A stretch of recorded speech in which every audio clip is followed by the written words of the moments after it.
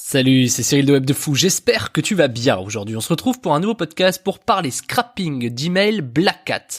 On va parler crawler, on va parler crawling, on va parler scrap, on va parler exploitation des emails que tu scrapes, on va parler de plein de trucs et tu vas voir. Et avant ça, faut que tu fasses un truc. Il faudrait que tu cliques sur le bouton s'abonner, tu vois.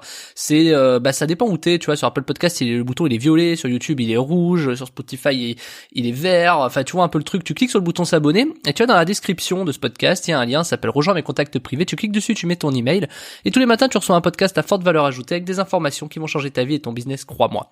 Il y a également un autre lien, le lien du groupe Telegram que j'ai remis à jour récemment. C'est un nouveau groupe où là du coup je te partage énormément de choses, ma vie à Dubaï, des photos de business, ma R&D, je te partage des vidéos, des trucs que je peux pas te partager en fait sur les podcasts.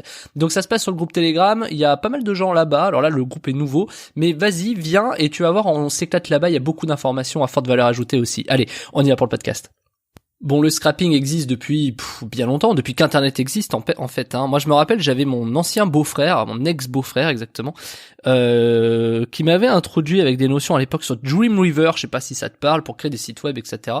Et je me rappelle m'être dit, mais on peut pas, on est obligé de tout refaire, des trucs comme ça. On peut pas juste en fait récupérer les informations et en faire quelque chose. Et sans le savoir, ça s'appelait déjà le scrapping en fait. Donc le scrapping, c'est quoi? Scrapper, c'est quoi? C'est récupérer des informations quelque part, en l'occurrence sur le net, donc du scrapping internet, c'est récupérer des informations et en faire quelque chose.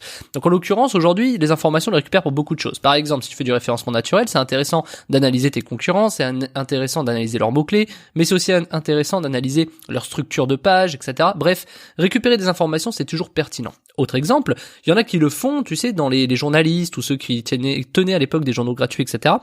C'était genre paru vendu, c'était ce qu'ils appelaient la pige. Tu sais, la pige, c'est t'ouvrais le journal, tu regardais un peu ce que faisaient les gens, ce que faisaient les concurrents, etc. Ils payaient des gens 1 heure, 1 heure et demie, 2 heures, selon les jours, pour regarder un peu ce qui se passait chez les concurrents. Et finalement, sur Internet, avec le scrapping, tout ça, c'est des robots qui le font aujourd'hui. T'imagines le temps qu'on a gagné sur des sujets comme ça, c'est quand même assez énorme. Donc voilà, donc scrapping a toujours existé, même malheureusement avant on le faisait à la main. Mais aujourd'hui sur Internet, on récupère des informations sur des sites web. Alors, quoi ça sert le scrapping? Alors en l'occurrence, le scrapping est souvent associé à l'email, puisque l'email, c'est une information qu'on peut récupérer qui, pour tout le monde, a de la valeur. On peut contacter des gens. On peut également scraper des numéros de téléphone. On peut scraper des adresses, par exemple, si on veut faire des envois postaux. On scrape par exemple sur les pages jaunes des adresses postales, et du coup, on peut envoyer des courriers. Tu vois, ça sert vraiment à ça, de manière rapide, à mettre ça dans un tableur, à imprimer, à envoyer, personnaliser, machin au nom de la société. Ça peut aller très très vite. Alors qu'à l'époque, on payait un stagiaire ou des commerciaux pour faire ça sur Internet, récupérer les infos ou dans les journaux et t'as compris quoi. Donc voilà. Donc moi j'ai raconté une petite anecdote. Dans les années 2010, en fait, j'habitais même avant, en 2005-2006, je suis parti habiter du côté du sud-ouest, du côté de Pau, etc. Et en fait, ce que je faisais, je découvrais. Ouais, j'ai vraiment généré mes premiers euros grâce à des dons et des trucs comme ça. Mais à l'époque, surtout ce que j'ai fait, c'est que j'ai compris très vite la puissance de scraper. Et à travers une histoire que j'ai déjà racontée sur les podcasts, j'ai appris un peu le code, le machin, tout ça, de manière autodidacte à l'arrache, mais suffisamment pour réussir à faire ce que je voulais, tu vois, d'être autonome dans n'importe quel sujet. Et du coup, j'ai vite vu l'exploitation de ce qu'on pouvait faire d'informations comme ça récoltées sur Internet. Et ce qui est génial, et là tu vas kiffer, c'est que je me suis rendu compte que j'habitais à Pau, donc j'étais, si tu veux, à 1 heure et demie de l'Espagne, etc. Et je connaissais des gens sur Bayonne, alors, je sais pas si tu vois, c'est dans le sud-ouest de la France, mais on s'en fout un peu. Bref, c'était à 1 heure et demie de l'Espagne, 2 heures de l'Espagne, et j'avais vite vu en fait que du côté de Bilbao, Saint-Sébastien, etc. Je sais pas si tu connais le coin. J'avais vite vu qu'en Espagne, ils recherchaient beaucoup d'informations pour justement faire de l'emailing sur des emails de société. Donc ni une ni deux, ce que j'ai fait, c'est que j'ai dit ok, je vais mettre mes compétences, et je suis parti crawler. Donc crawler, ça veut dire parcourir. Je suis parti crawler le web pour scraper des adresses email professionnelles. Et à partir de là, j'avais énormément d'adresses professionnelles en Espagne, sur beaucoup de sujets, et du coup je revendais ça à des sociétés. Donc j'avais 16 ans à peu près, 17, allez 16, 15, 16, 17, ça va dépendre, ça a duré 2 ans l'histoire, et je revendais ces adresses-là en fait. Donc j'étais sur Skype, etc. et je disais ok, fichier crawler B2B, etc. machin. Et vu que c'était à la frontière entre la France et l'Espagne, il y avait beaucoup de Français, tu sais, t'as beaucoup de frontaliers, etc. Je te passe vraiment tous les détails, mais je trouvais des clients très facilement.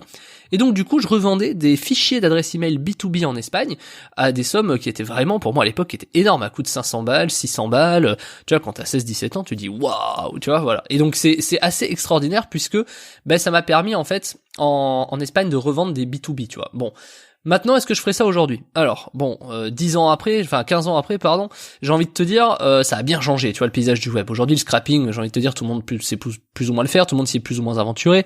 Mais même si tu t'y es pas aventuré, je te le déconseille pour une raison simple. C'est bien de savoir scrapper, mais une fois que t'as scrappé, il faut savoir déjà exploiter les idées, donc c'est-à-dire les données, donc quelles idées t'as à exploiter ces données. Et puis ensuite, il faut tout simplement réussir à, imaginons si tu scrapes des emails, à les envoyer. Et ça, c'est quand même très très compliqué. Très compliqué parce que peu de gens captent, par exemple, quand tu fais des trucs sur Instagram, tu vois, quand tu dis scrapping Instagram, il y a beaucoup de gens qui scrapent des emails sur Instagram. Alors ça, déjà que c'est un peu illégal de base, mais le fait de le faire, tu vas te rendre compte en fait que ouais, tu vas avoir des emails, c'est parfait. Puis tu vas envoyer un email et tu vas te dire ouais, c'est peut-être pas si bien que ça quand même. Quand bien même ça passe, parce que une fois que tu les as envoyés, tu te retrouves un peu emmerdé parce qu'en général, les Mailchimp, les Mailjet, les Sendinblue, les Sarbacane, ils te bloquent quand t'envoies ces adresses email là. Mais ils te bloquent littéralement parce qu'il y a des adresses pièges, des spam traps, etc. Ce qui s'est passé, c'est qu'il y a tellement de gens qui ont scrappé, on s'est tellement fait pouler nos boîtes mail en laissant nos emails un peu partout, dans les années 2000, entre 2000 et 2012, quoi, que du coup, les anti-spam, ils ont bien compris, ils ont évolué, et eux-mêmes ont laissé des adresses email pièges, du coup, quand tu les scrapes, tu les connais pas, ces adresses email pièges. Donc quand tu récupères même 10 000 emails sur Instagram et que tu essaies de les envoyer, chose, je le rappelle, qui est illégale, ça va être très très compliqué parce que du coup, il y a dans ces 10 000, t'as au moins 10 adresses pièges, quoi. Et dès lors que t'envoies, c'est foutu. Et ces 10 adresses pièges, elles sont communiquées à Mailchimp, à Mailjet, etc. Et quand toi t'importes ta base chez Mailchimp, Mailjet ou machin, du coup, il le voit que cette adresse c'est un spam trap. Donc tu peux pas avoir eu cette base légalement. Tu vois ce que je veux dire? Donc c'est comme ça que beaucoup se font piéger et du coup, ils se font fermer leur compte, etc. Donc c'est compliqué. Donc beaucoup pensent que c'est facile de scraper. C'est facile de scraper. Beaucoup pensent qu'une fois qu'on a scrappé, on peut très facilement envoyer notre offre et notre produit. Factuellement, c'est vrai, mais en vérité, ça marche pas tout à fait comme ça. C'est que du coup, il faut quand même des bons logiciels, il faut savoir nettoyer ta liste, il faut savoir plein de sujets qu'on a déjà abordés. Donc du coup, oui, ça paraît facile, mais non. Et donc du coup, le scrapping d'email Black Hat maintenant a cette particularité de dire ok, tu peux scraper ce que tu veux, mais ça va être très très compliqué de l'envoyer. C'est un peu comme quelqu'un qui commence sur la pub Facebook et qui dit cool, je vais mettre 500 balles, je vais faire forcément 2000 € vu que ça marche la pub Facebook. Évidemment que ça marche pas comme ça. C'est un peu la même chose le scrapping. Évidemment que je vais scraper des emails, comme ça je pourrai les envoyer. C'est facile d'envoyer des emails. Voilà. Donc du coup, c'est là où il y a toute une problématique. Et plus on avance dans les années, tu vas voir que dans 10 ans ça va être encore différent. Plus les problématiques se rajoutent et plus il y a de contraintes et plus il faut devenir un peu expert de chaque sujet. Clairement, il faut devenir expert d'un sujet particulier. Moi, j'ai choisi le mailing, c'est pour ça. Mais il faut savoir qu'il y a quand même encore une ou deux façons. Puis bizarrement, c'est français, c'est toujours l'histoire du Gaulois, toujours un mec qui résiste. Voilà. C'est vrai qu'il y a toujours des méthodes de scrapping aujourd'hui qui sont très très très bonnes, mais que personne ne connaît et qui sont très peu exploitées. Parce que toi, on te parle d'Instagram, on te parle de plein de choses en fait. On te parle, il faut scraper des emails sur le web, des gens qui laissent leur email sur les sites, des trucs dans les forums, on t'explique qu'il faut scraper le web, de plein de sujets, tu vois. Et mais juste en fait les gens savent pas de quoi ils parlent. Parce que scraper, c'est aussi la capacité de dis-toi qu'un filtre anti-spam, même si t'as beaucoup d'adresses pièges dedans, à partir du moment où tu fais 30, 40, 50% d'ouverture, ils disent ok tu vois, à 50% d'ouverture, le mec forcément c'est opt-in, tu vois, sinon les gens ouvriraient pas. Donc tu peux te permettre d'avoir quelques spam traps dedans, donc quelques adresses pièges, puisque du coup tous les autres ouvrent, tu vois. Donc c'est comme ça qu'il faut raisonner aujourd'hui. C'est-à-dire si tu fais du scrapping, il faut absolument faire du scrapping, c'est logique ce que je veux dire, mais qualitatif, tu vois, avec des gens qui vont forcément ouvrir. Donc du coup c'est pas très grave si après t'as des adresses pièges, puisque les filtres anti-spam vont considérer que c'est peut-être un gars qui t'a inscrit ses adresses pour te faire chier, tu vois. En gros c'est comme ça qu'ils raisonnent. C'est des quotas en fait. Donc si par exemple t'envoies 1000 emails et que tu fais 2% d'ouverture, là il y a des chances de te faire déglinguer, mais si tu fais 1000 emails et que tu fais 600 ouvertures et que t'as même 10 spam traps dedans, donc 10 adresses pièges, du coup ils vont laisser passer, il y a pas de problème, tu vois. Et donc en fait c'est comme ça qu'il faut raisonner.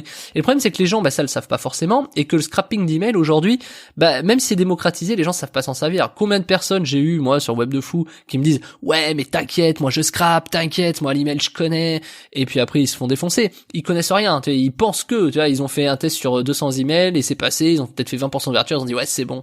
Non, ça marche pas comme ça. Donc du coup, c'est très compliqué de trouver des systèmes qui marchent au niveau du scrapping, etc.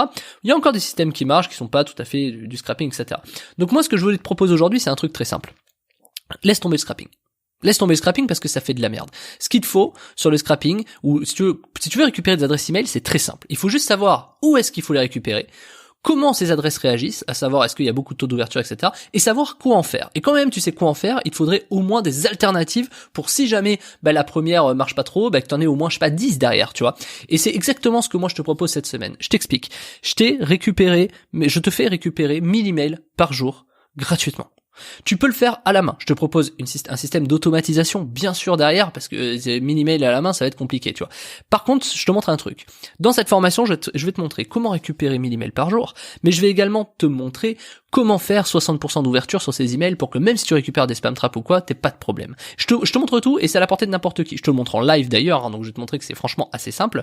Et en plus de ça, je vais te montrer plusieurs idées de business que tu peux développer avec ça, qui sont colossales. Hein. C'est des idées à honnêtement plusieurs centaines de milliers d'euros si tu les exploites bien. Donc il n'y a pas de raison que tu fasses pas quelques milliers d'euros derrière. Tu vas avoir ces emails, tu peux les envoyer de n'importe où. Je te le montre. Moi, par exemple, je l'ai fait avec Mailchimp, tu vois, pour te montrer que même avec Mailchimp, ce que je te dis, ça passe. Alors que moi, tu sais, d'habitude, je conseille des logiciels un peu plus évolués, un peu plus techniques, etc. Mais même avec Mailchimp, ça fonctionne.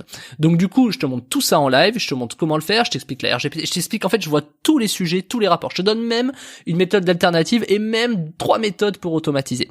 Donc, du coup, tu as tout ce qu'il faut pour récupérer 1000 emails par jour. Et ça, je veux que ce que tu vas apprendre dans cette formation, après ça, tu te dises, le scrapping, c'est de la merde, en fait. Le but, c'est de t'expliquer qu'aujourd'hui, le scrapping, t'es mort si tu fais ça. Et que ce que je vais t'expliquer pour récupérer 1000 emails par jour pour 0 €, bah, c'est un truc de malade. C'est un truc de malade. Et en plus, ça va être bien sûr, des emails français qui vont être nichés, etc. Enfin, tu vas voir, c'est un truc qui fonctionne forcément pour tout le monde, peu importe le sujet que t'as. Tu vas comprendre pourquoi forcément dans la formation.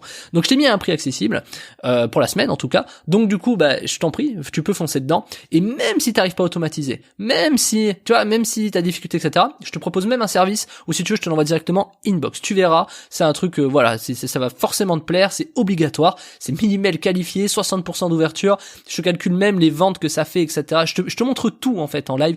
Donc c'est l'occasion, honnêtement, de ta vie. Moi, c'est un système que j'exploite depuis des années, et franchement, c'est un truc de malade. C'est un truc de malade, les taux d'ouverture, les ventes qu'on fait avec ça. Moi, c'est une vraie méthode d'acquisition qui me permet d'avoir une vraie réactivité sur mes bases de données. Je t'en dis pas plus, le reste est dans la formation. Tu cliques sur le bouton en dessous, ça s'appelle comment obtenir 1000 emails par jour gratuitement. Je te laisse cliquer en dessous et on se retrouve de l'autre côté. Je te dis à tout de suite.